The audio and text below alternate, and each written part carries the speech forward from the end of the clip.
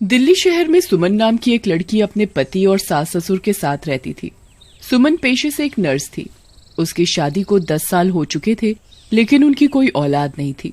इस वजह से सुमन थोड़ा उदास रहने लगी थी। एक दिन की बात है, सुमन हॉस्पिटल से अपनी ड्यूटी करके घर आती है और उदास मन से अपने कमरे में बैठी होती है। अरे सुमन, क्या हुआ? तुम आज फिर उदास बैठी हो? अजी, अब तो 10 साल हो गए, लेकिन हमें अभी भी बच्चे का सुख नहीं मिला। अरे सुमन, तुम फिक्र मत करो, सब कुछ भगवान पर छोड़ दो। चलो, अब बहुत रात हो गई है, तुम्हें सुबह हॉस्पिटल ड्यूटी पर भी जाना है। फिर कुछ दिन ऐसे ही बीत जाते हैं और अजी सुनिए, देखिए मेरा प्रेगनेंसी टेस्ट पॉजिटिव आया है। मुबारक हो, आप पापा बनने वाले हैं। ये खुशखबरी सुनकर रोहित और उसके घर वाले बहुत खुश होते हैं। फिर ऐसे ही 7 महीने बीत जाते हैं। फिर एक दिन टीवी चैनल्स पर न्यूज आती है। आज की ब्रेकिंग न्यूज, दिल्ली में कोरोना के मामलों में लगातार तेजी देखने को मिल रही है। डॉक्टर्स का कहना है यह कोरोना की सेकंड वेव हो सकती है। अरे नहीं, ये कोरोना के मामले तो दिन पे दिन बढ़ते जा रहे हैं। सुमन, तुम 7 महीने प्रेग्नेंट हो। तुम्हारा हॉस्पिटल में यूं नर्स की जॉब करना अब खतरे से खाली नहीं है। तुम कल से नौकरी पर नहीं जा रही हो। हाँ, पर रोहित, ये मेरी जॉब है, मैं अपने फर्ज से पीछे नहीं हट सकती। लेकिन पति और सास ससुर के दबाव के कारण सुमन नर्स की जॉब कुछ दिनों की छुट्टी ले लेती है। वहीं कुछ ही दिनों में कोरोना के मामलों में बेतहाशा बढ़ोतरी देखने को मिलती है। आज की सबसे बड़ी खबर, देश भर में कोरोना के मामलों ने सारे रिकॉर्ड तोड़ दिए हैं। पिछले 24 घंटों में 4 लाख से ज्यादा कोरोना के मामले देखे गए हैं। लोगों को हॉस्पिटल में बेड नहीं मिल रहे। कोरोना के इतने ज्यादा केस है कि डॉक्टर और नर्सेस की कमी पड़ गई है। ये न्यूज देखकर सुमन का दिल बैठ जाता है। रोहित, मुझे अभी हॉस्पिटल जाना होगा, वहाँ लोगों को मेरी बहुत जरूरत है। मैं इस समय अपने फर्ज से पीछे नहीं हट सकती। लेकिन सुमन, तुम 7 महीने प्रेग्नेंट हो। तुम्हारी इम्यूनिटी वैसे ही कमजोर है। इस वायरस से तुम्हें खतरा हो सकता है। नहीं नहीं, तुम कहीं नहीं जा रही हो। हाँ, रोहित सही कह रहा है। वैसे भी इस बच्चे के लिए हमने 10 साल इंतजार किया है। तुम कहीं नहीं जा सकती। चलो, ये न्यूज देखना बंद करो और चुपचाप अपने कमरे में जाओ। वैसे भी रात बहुत हो गई है। फिर इतना बोलकर सब सोने चले जाते हैं, लेकिन सुमन को नींद नहीं आती। वो रात भर मोबाइल पर न्यूज देखती रहती है कि किस तरह से लोग हॉस्पिटल में अपने परिजनों के साथ ऑक्सीजन की कमी के कारण इधर उधर भटक रहे हैं। अरे नहीं, मैं इस तरह घर बैठकर ये सब नहीं देख सकती।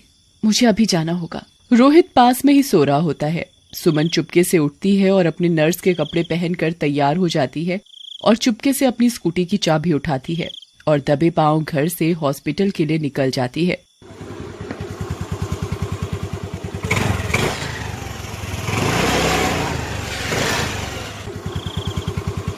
कुछ ही देर में वो हॉस्पिटल पहुंच जाती है।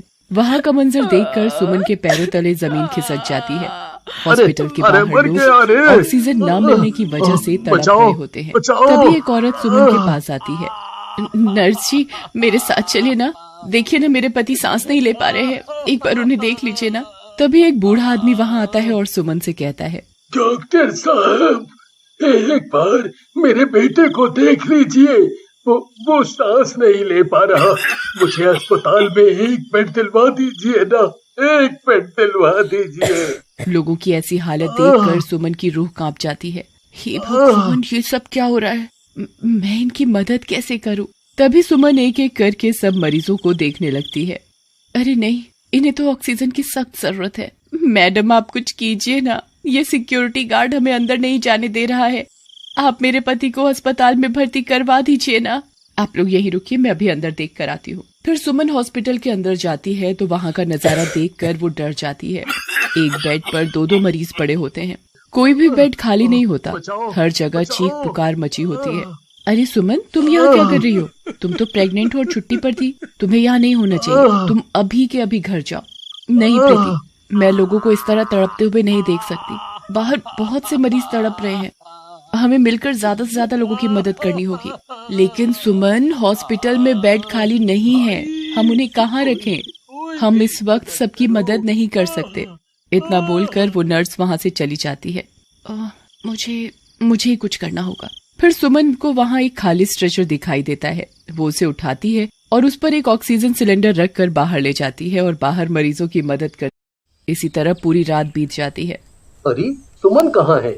फिर रोहित सुमन को पूरे घर में ढूंढता है, लेकिन सुमन कहीं नहीं मिलती। तभी रोहित को पता चलता है कि सुमन हॉस्पिटल में ड्यूटी कर रही है।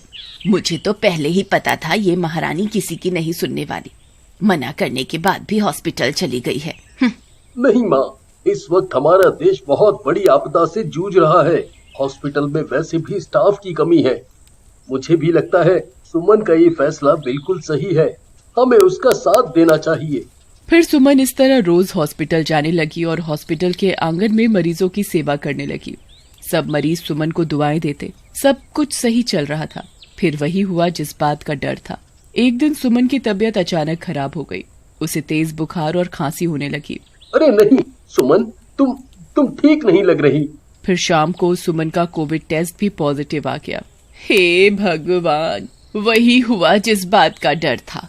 मैंने तो पहले ही कहा था इसे ड्यूटी पर मत जाने दो, लेकिन तुम दोनों मियाँ बीवी ने मेरी एक नहीं सुनी। हे भगवान, अब क्या होगा? फिर उसी दिन रात को सुमन को सांस लेने में बहुत तकलीफ होने लगती है। अजी सुनिए,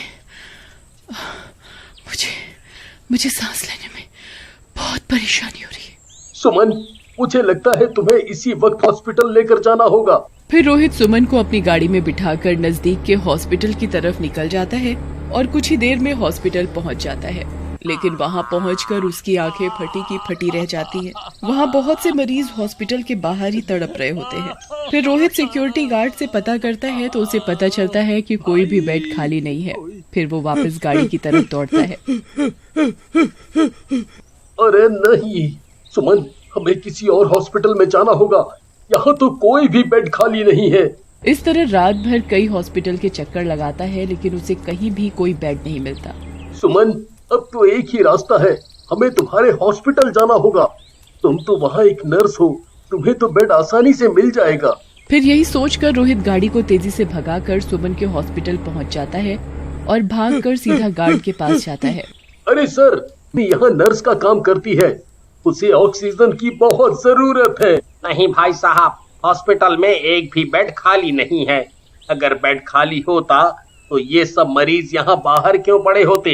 ये टोकन नंबर है, ये ले लो और यहीं बाहर इंतजार करो। ये सुनकर रोहित डर जाता है और टोकन नंबर लेकर वापस कार की तरफ दौड़ता है और सुमन को पूरी बात बताता है। कोई बात नहीं, हम यही हॉस्पिटल के बाहर इंतजार करते हैं।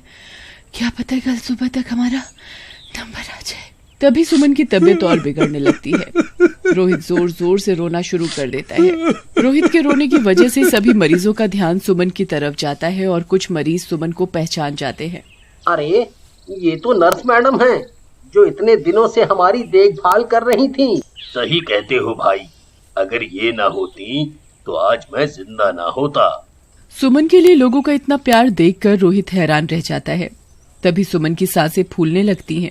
उसे ऑक्सीजन सिलेंडर की जरूरत होती है। रोहित गार्ड के पास ऑक्सीजन सिलेंडर मांगने जाता है। अरे भाई, हॉस्पिटल में एक भी ऑक्सीजन सिलेंडर नहीं है। ये सब लोग 20-20 हजार रुपयों का सिलेंडर लेकर बैठे हुए हैं यहाँ। तुम भी पता कर लो, अगर तुम्हें कहीं से मिल जाए तो। हे भगवान, अब मैं ऑक्सीजन कहाँ से लाऊं? वही सुमन की हालत बहुत बिगड़ जाती है। रोहित भागता हुआ सुमन की ओर जाता है। सुमन, तुम ठीक तो हो ना?